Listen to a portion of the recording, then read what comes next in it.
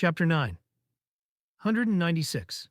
Meanwhile, Goma attacked a ghost statue with his machete, with the strength of an aura-level cultivator. The machete almost flew back. He was shocked, so he hurriedly hid behind his father. The stone giant summoned by Basan was taller than the ghost statues. Its huge fist pushed the statues back. They were at an advantage from the start. Basan manipulated the stone giant while he watched Wilbur and Ryder's battle. He smirked coldly. The ghost statues kept growling and attacked them. However, Wilbur and Ryder had a defense that was as solid as a rock. The ghost statues did not gain the upper hand on them. Parts of the statues were continually chipped away over time. The stone giants from Basan seemed more impressive.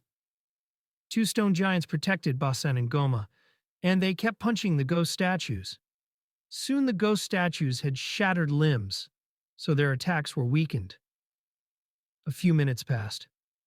The stone giant destroyed a few ghost statues, and their battle ended. However, the stone giants only stood by Basan and protected Goma. They did not interfere with Wilbur and Ryder's battle.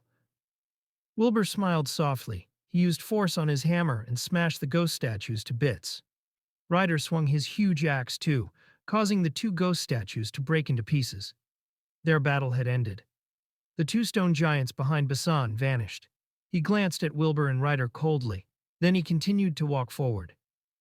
Wilbur shrugged and followed him. They passed through the hall and the four of them came before the stone door. Basan ignored Wilbur and Ryder.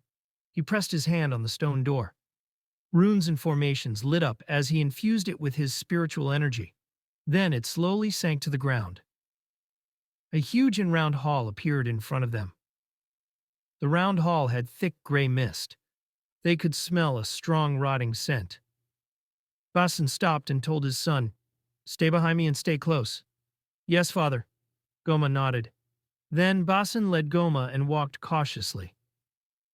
Wilbur glanced at Ryder and followed behind them. The four of them walked into the round hall. The stone door behind him suddenly rose shut. Ryder was surprised.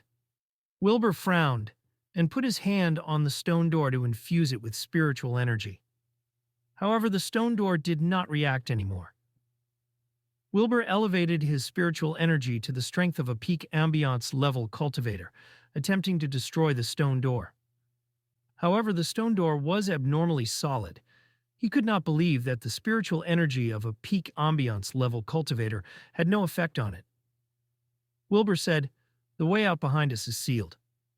"It doesn't matter to me, but you should start praying.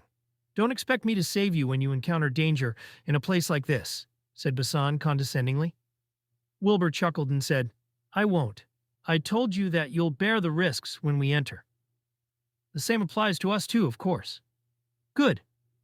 Basan continued forward, but he seemed much more careful. Suddenly, an intense gray mist suddenly rose at the center of the hall, and it was expanding. Everyone immediately stayed alert. The gray mist faded after a moment. A huge creature appeared at the center of the hall. It was a human-shaped creature with a rusty longsword in hand, and it was riding a horse. The creature was around 5 meters tall. The terrifying part was the creature, and the horse was mostly skeletal. There was not a lot of flesh, and its flesh was dried or entangled around the skeletal parts. There were gray flames burning inside the bones. A terrifying and deadly aura washed over them.